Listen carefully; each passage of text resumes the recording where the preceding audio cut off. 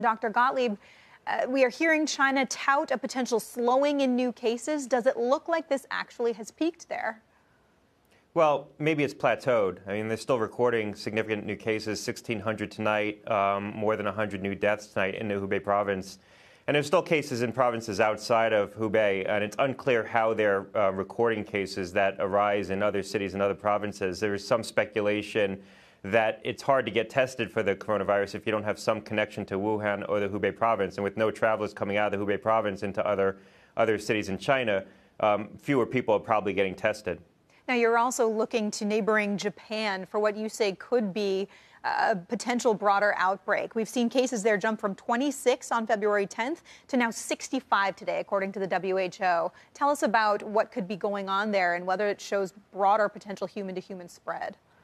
Right, 8 new cases today and a doubling in the number of cases just in the last 4 days. So they look like they're in the midst of a full-blown outbreak right now. I think that they're going to be prepared to take pretty significant actions to try to contain it and try to contain this and prevent it from becoming epidemic in Japan.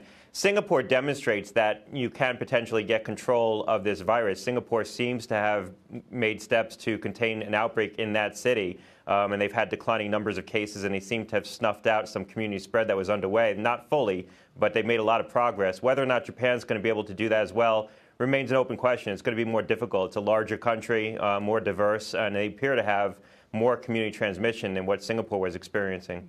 We were just seeing some video of Japanese cab drivers, Dr. Gottlieb, in the really notably sanitary country of Japan, wiping down their cabs twice a day. Why has the outbreak spread to Japan more abruptly, I would say, than other countries in Asia?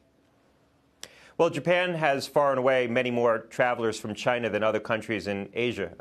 It's one of the most frequently visited countries nearby China with Chinese tourists. Much more travelers to Japan than to the United States. There's about, I think, 8 to 9 million travelers from China into Japan a year. We have about 3 million. So they get significantly more visits. So it makes sense that there were more cases seated in Japan in the months of late December, early January, before there was an awareness and before you started to see restrictions on travel get put into place. And these numbers, of course, do not apparently include the people who are still on that cruise ship docked in Yokohama.